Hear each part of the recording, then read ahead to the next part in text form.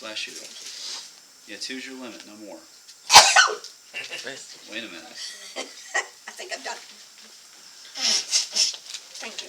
Are we live? Yeah. Oh, they caught that, didn't they? Yeah. Oh, okay, good. Proverbs chapter 1. Yeah, clearly anyone who watches this is going to understand this is still a very informal type study, but I think it's important enough that I think it'd be a good idea to put it out there. So, Proverbs 1, I had originally intended that we were going to look at verses 1 through 7 in one shot, and then we're going to move on. And it's just so important. It's so important. And the book of Proverbs and the wisdom literature, inspired scripture though it is, so often gets ignored and missed, that I just have to sit here for just a little bit. So I'm going to read again verses 1 through 7. I understand we have a variety of translations here, but sometimes that helps enrich our understanding, so that's all right. We can point those differences out. Proverbs 1 through 7, the Proverbs of Solomon, the son of David, king of Israel. To know wisdom and instruction, to discern the sayings of understanding, to receive instruction in wise behavior, righteousness, justice, and integrity or equity, depending on your translation. To give prudence to the naive, to the youth, knowledge and discretion.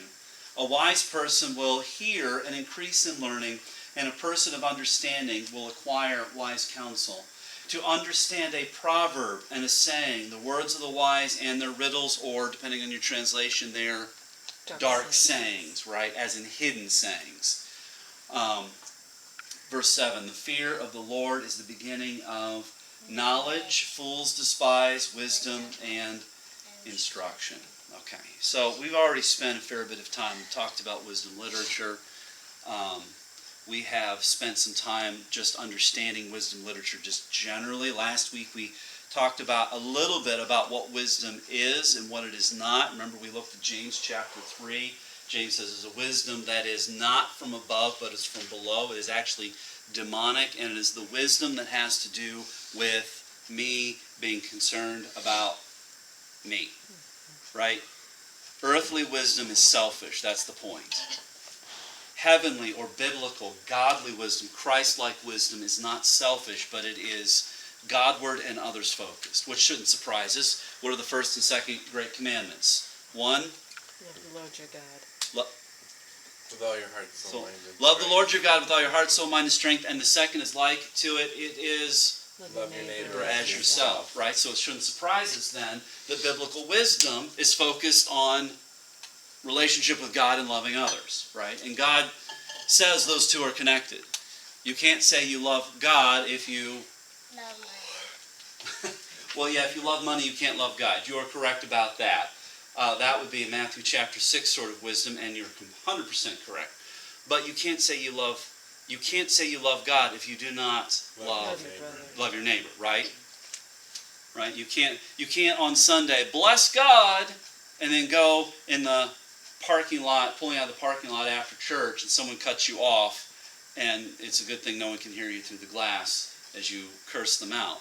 You have just cursed out someone who bears the image of God, right? So that would be the opposite of wisdom. And we're going to talk more about what is wisdom when we get to verse 7, which probably won't be tonight. I'm sorry. Go ahead. Not really to deal with this, but this brings me to a time when my daughter got her nursing cap, and they had a minister come in to do their. Okay. And he says, we were running really late today. And I'm driving in, and we finally get here. My daughter says, you must be the best driver ever, Daddy. He says, why do you say that? He says, you're telling people how to drive when we're trying to get here. So when we try to tell people how to drive, maybe tempted sometimes to use choice language, maybe not, depending on the control we have over our mouths, but nevertheless, the way we treat people, even when they can't hear how we're treating them, tells something about. I don't think we swear and just told which foot to use on the right. I can't say I've never done that. Yes. Have to admit that. All right, so that was kind of last week's focus.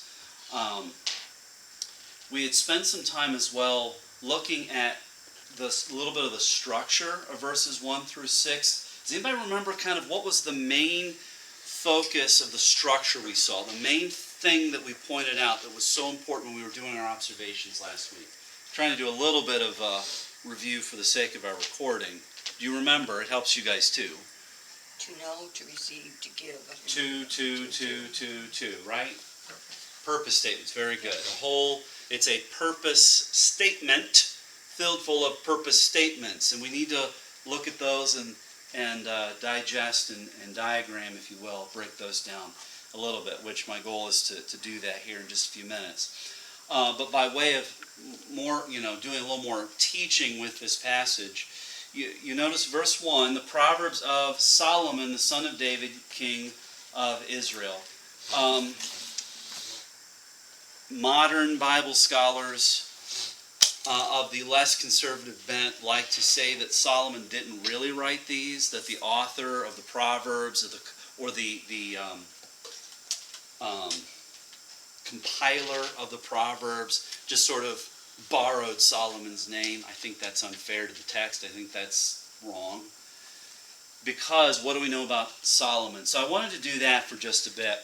And go with me, if you would, to 1 Kings. This is kind of interesting. I mean, I know you know the basics of this, but a little bit of background is really helpful. 1 Kings.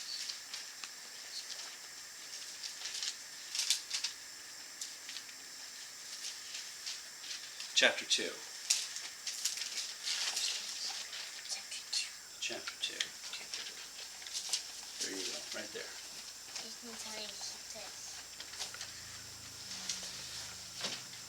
Okay, so this is the handoff. This is the handoff of the kingdom of Israel. The whole kingdom, the united kingdom from David to Solomon. And I want to point something out here that I may not have noticed before. So, 1 Kings 2, just start in verse 1. As David's time to die drew near, he commanded his son Solomon, saying, I am going the way of all the earth, so be strong and prove yourself a man. I love that.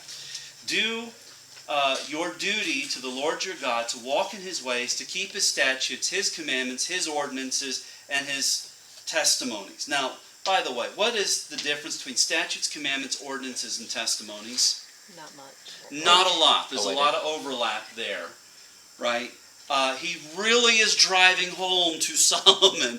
As king of Israel, you have a responsibility to obey the law, as in the Mosaic law, the covenant law. And that's an important point. Maybe I'll get into some other time in relation to wisdom. But let's keep going. According to what is written in the law of Moses, so that you may succeed in all that you do and wherever you turn.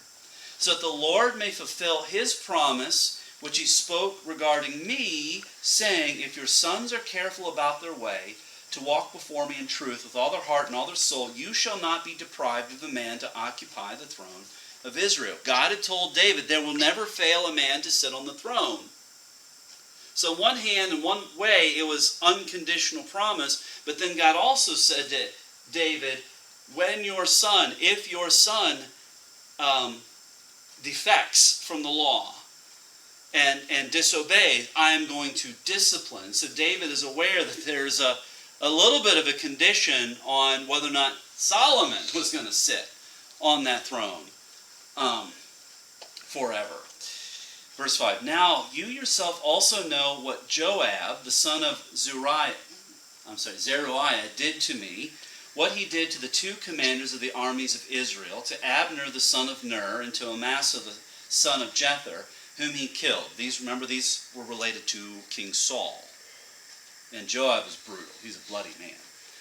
He also shed the blood of war in peace, as in during peacetime. And he put the blood of war on his belt that was on his waist and on his sandals that were on his feet. Joab was a bloody man. David is called a man of blood, remember? God wouldn't let David build the temple because David was a man of war. Called him a man of blood. But David, a man of blood, says of Joab, he wears the stuff. He is a bloody, bloody man, and he wears the stuff. Verse 6, this is interesting. So act as your wisdom dictates, and do not let his gray hair go down to Sheol, to the grave, in peace.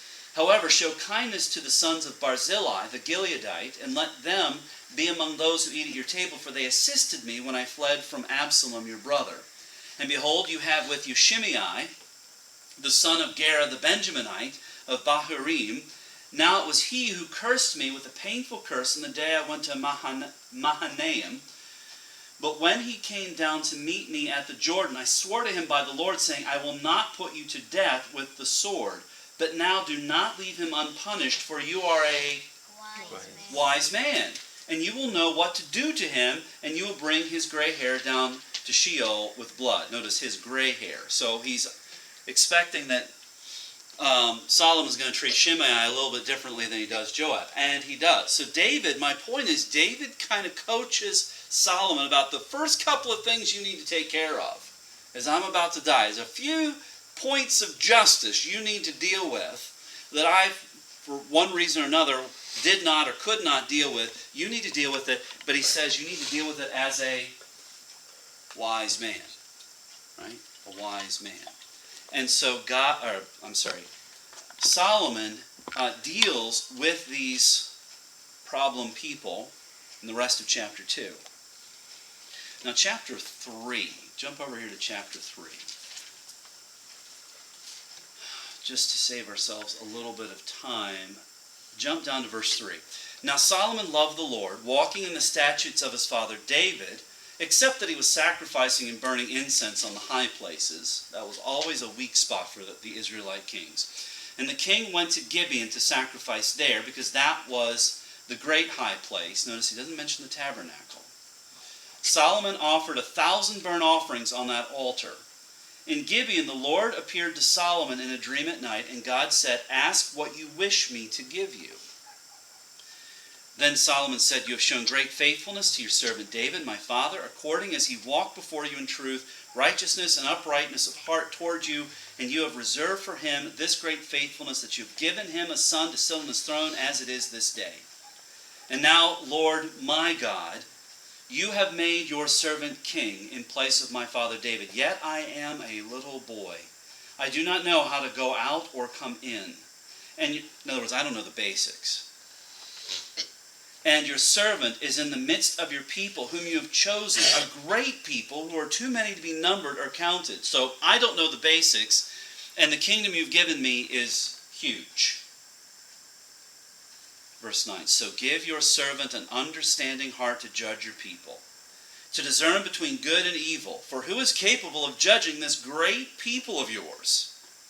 Now it was pleasing in the sight of the Lord that Solomon had asked this thing. And God said to him, because you have asked this thing, and have not asked for yourself a long life, nor have asked riches for yourself, nor have you asked for the lives of your enemies, but have asked for yourself discernment to understand justice. By the way, those words discernment and understanding and justice, does that sound familiar? We just read them in Proverbs chapter 1.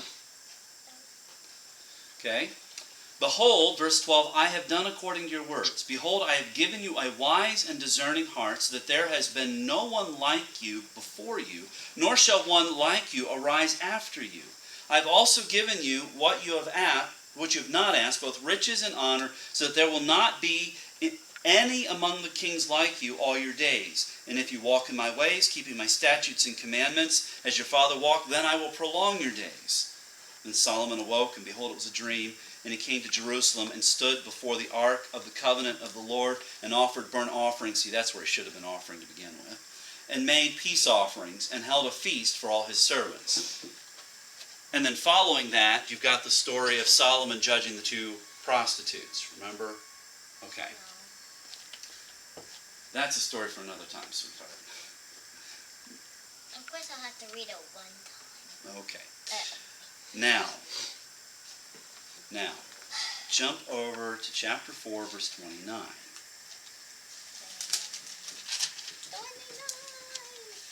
With there. Verse 29. Now, God gave Solomon wisdom and very great discernment. and breadth of mind like the sand that is on the seashore. Solomon's wisdom surpassed the wisdom of all the people of the east and all the wisdom of Egypt.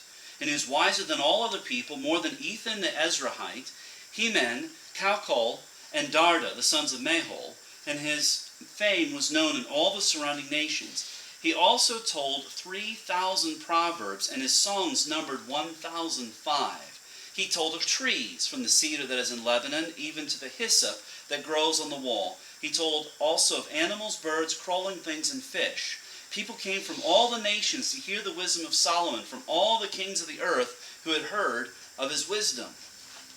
And I won't take the time right now, but in chapter 10, verses 14 to 29, remember the Queen of Sheba comes to see Solomon. And she comes with a whole list of riddles, questions, dark sayings, and puts those riddles to Solomon to understand, to test him. And remember, he answered everything she asked. And she was so overawed by his might, by his fabulous wealth, by even the disposition of his servants. And she's like, wow, this is incredible what your God has done for you. But I want to point out two things here in chapter 4. Verse 30 again. Solomon's wisdom surpassed the wisdom of all the people of the east, so out toward Babylon, and all the wisdom of Egypt. That's really significant. Wisdom in Egypt except for Moses? Yes. You see, this is a little bit of background that helps when it comes to wisdom literature. When we think of wisdom literature at all, we think of four books in the Bible and maybe a few bits of Psalms and a little bit of something else, right? That's the wisdom literature. Within the ancient Near Eastern world, there was an entire genre of wisdom literature. And all of the surrounding nations had their own wisdom literature. And they would often come out of the royal courts of those nations because the royal courts were where everyone had to behave better. And so you would have the wise older statesmen and courtiers, and kings if you had a decent one, sharing wisdom, and that would get recorded, and then you'd have, but possibly, it gets suggested, but there was even some schooling, some education going on to raise up the next generation of leaders within those nations. And Egypt, that whole business about the wisdom of Egypt is really important for the book of Proverbs, because there's a chunk of the book of Proverbs that is often given, the credit for that chunk of Proverbs is given to Egypt. Because there is a document in Egypt that comes out of ancient Egypt around this time, maybe a little bit earlier, that sounds very much like this section in Proverbs we'll get to about 15 years from now at this rate. And so everyone goes, see, they're just recycling the wisdom from other nations. But the record here, and we believe it's all inspired, so God's judgment, God's statement about Solomon is that everything he brings to bear, even where it sounds like something you would have heard from the surrounding nation, he did it one better. So that everything Solomon brought, this biblical wisdom, particularly Proverbs, Ecclesiastes, is better than anything the rest of the world offered. That's important for us today. God's wisdom is better than anything else our world offers. And our world is always offering advice. God's wisdom is always truer and better and greater. And Solomon's wisdom was not surpassed until when? Jesus. That's right, the Lord Jesus Christ, who says of himself in Matthew chapter 12 that he refers to himself as the one greater than Solomon. Solomon's wisdom was not surpassed until the Messiah, the Son of God incarnate, comes to earth. And then, even then, as Jesus taught, so much of what he taught took the Proverbs and then said, here's how I fulfill it. right? So he was still working with that foundation of the Proverbs. So that's one thing I wanted to notice. The second thing I want to notice here in 1 Kings 4. Remember, we're kind of still doing some background information here. Verse 32. He also told 3,000 proverbs, and his songs numbered 1,005. I don't remember the specific number, but in the book of Proverbs, if you counted up all the verses, they don't come up to 3,000. So Solomon spoke more than what we have in the book of Proverbs, but that was what was recorded and collected and saved and brought together and preserved in the canon of Scripture. And then how many songs do we have of Solomon's? 2. We've got the Song of Songs, and then I think there's like one psalm in the book of Psalms credited to Solomon. So out of 1,005, we have 2. And again, those are the inspired ones. The others were not preserved. But my point is, Solomon had this enormous breadth of understanding, verse 29. And then verse 34 or 33, Solomon was a scientist. He was a scientist. Such as they had, he was a scientist. So his understanding, his care for wisdom, his care for knowledge, his care for creation, his understanding of wisdom was all-encompassing in relation to God's creation. And that we're going to come back to that when we get around to really working at defining wisdom. Okay, any thoughts or questions or comments there? All right, let's go back to Proverbs chapter 1 now. I got a few minutes. 2. I said a few, not 2. All right, Proverbs chapter 1 again. All right. Now, all right, let's talk about this. We talked about the purpose statements: to know, to discern, to receive, to give, to understand, right? We saw those. We talked about those last week.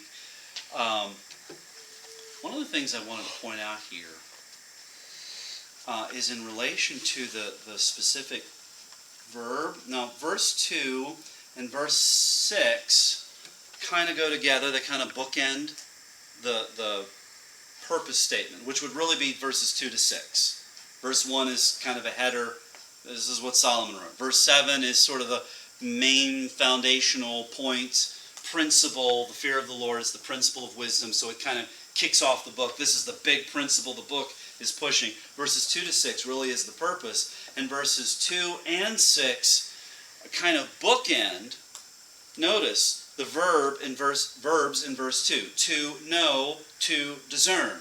In verse 6, to understand. You see how they kind of all go together? Right? Know, discern, understand. Is there a great deal of difference between those verbs? No. Not really.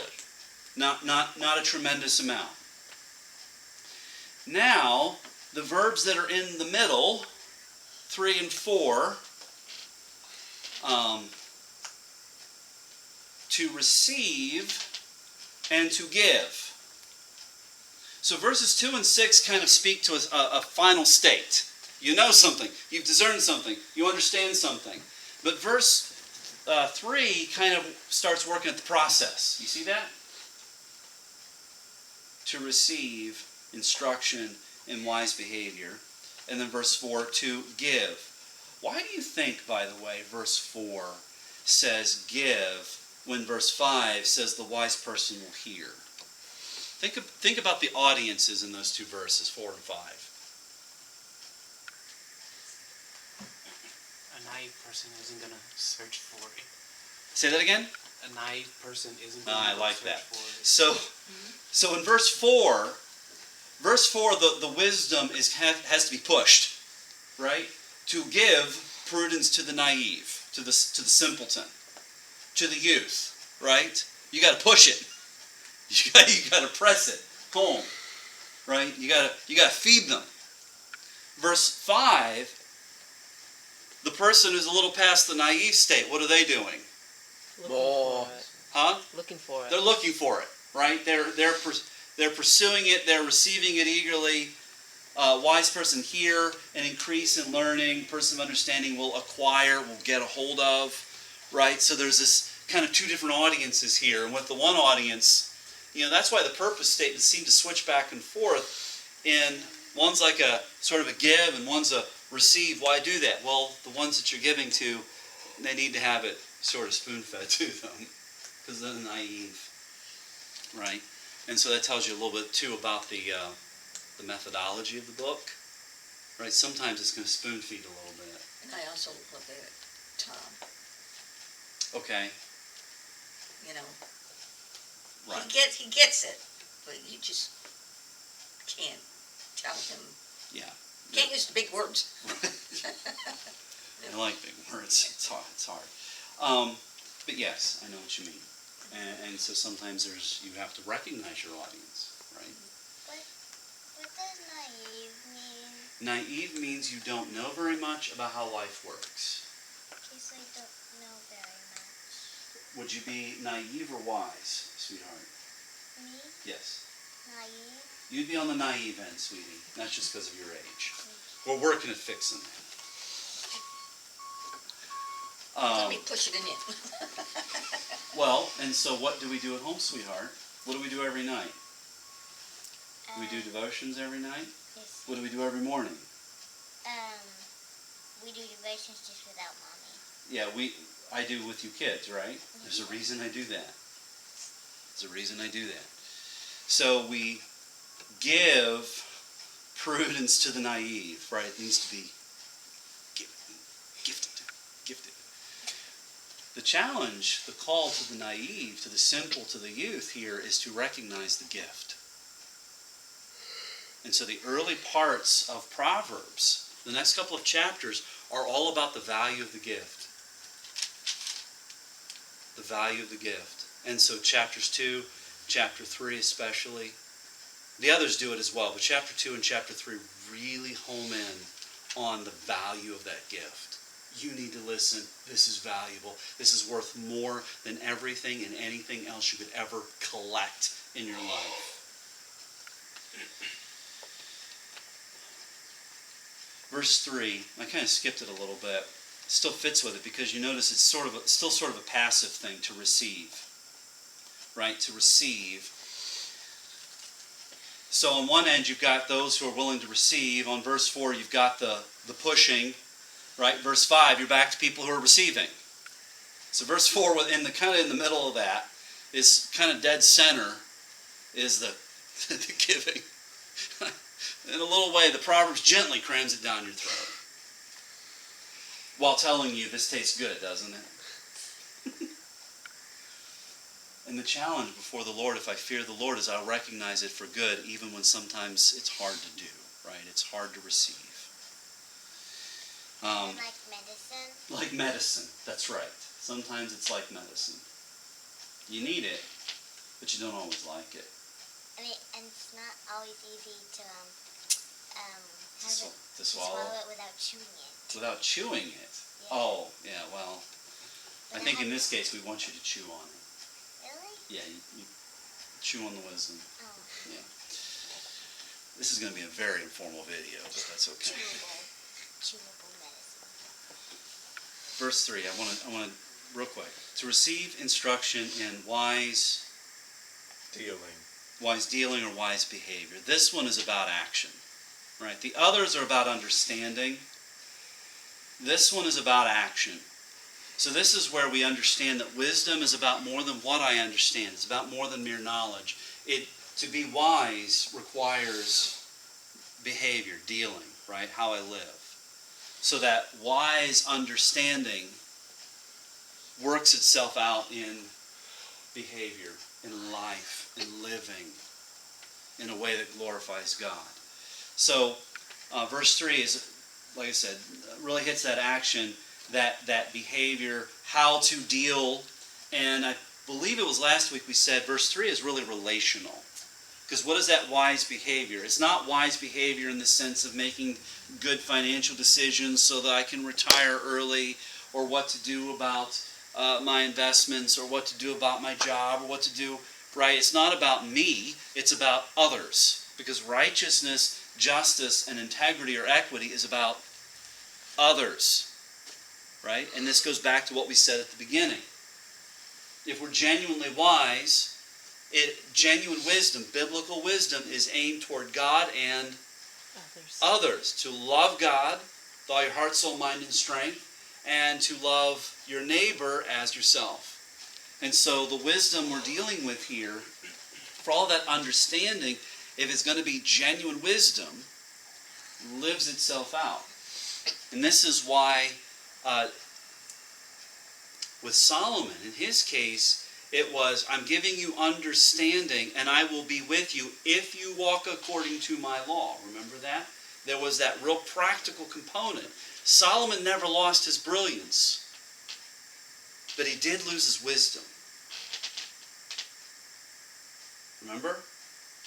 When he left worshiping God and worshipped all those idols on all those high places, that's why I kind of kept bringing that up, because of all of those wives from foreign lands that in the law of God, God had told them, don't do that. They will draw your hearts away. Don't do that. Solomon did that. He never lost his brilliance, but he lost his wisdom. Now, if you believe as I do that Ecclesiastes is later in his life and he realized his mistake, then he got that back. But you understand what I'm saying. Brilliance doesn't equate to wisdom, because wisdom includes action, obedience, and in this case, again, righteousness, to do the right thing. Justice, it's not much different than righteousness, but it would be more of a judicial sense, making the right decision between two people. Integrity or equity is, again, related to that impartiality kind of thing. Does that make sense? So this wisdom is focused, yes, on understanding. Yes, on understanding difficult things. I love some of the word plays in here, by the way. Let me point this out real quick. In verse 2, second line, my translation says to discern the sayings of understanding. Does anyone have anything different there in the second line? To understand words of insight. In chapter, in verse 2, second line. To understand words of insight. To understand words of insight, I have to discern the sayings of understanding. Both those translations are attempting to not be repetitive. It is literally to understand the sayings of understanding. The verb is the verb for understand. At the end, sayings of understanding it's the word for understanding, the noun form. So to understand understanding. Like, maybe a play on words, definitely. But it also points out the fact that there is the need to grow in wisdom, and that growing in wisdom leads to more growth in wisdom, right? And there's also no kind of, I've learned it all. Right? There's no, I learned it all. But I enjoyed that word play there. In verse 6, to understand, it's the same verb from verse 2. So again, it begins and ends. Verse 2, to know, to understand. Verse 6, to understand. As I said, they really do kind of bookend that whole section. Okay. One other thing I want to point out, just by way of understanding a word here, in verse 5, last thing. Second line, and a person of understanding will acquire wise counsel. The word wise counsel there really has the idea of guidance. Is it ESV of something? Guidance. Guidance? And the one who understands obtains guidance. Guidance, yeah. It's that word for guidance or steerage. Literally to steer a thing. We're steering a car. Yeah, so a wise person will hear and increase in learning, and a person of understanding will acquire steerage. Right? It will direct your life. That's the idea of this wisdom. It will direct your path. Right? And in Proverbs chapter 3, we're called upon to acknowledge the Lord in all of our ways, and He will make straight your paths. Right? So it's all tied together. The thing we're going to focus on next week is verse 7, and that verse by itself will take our whole time most likely, because we need to talk about how all of this wisdom, how it plays with and plugs into covenant relationship with the Lord in the context of the Proverbs. Let's pray.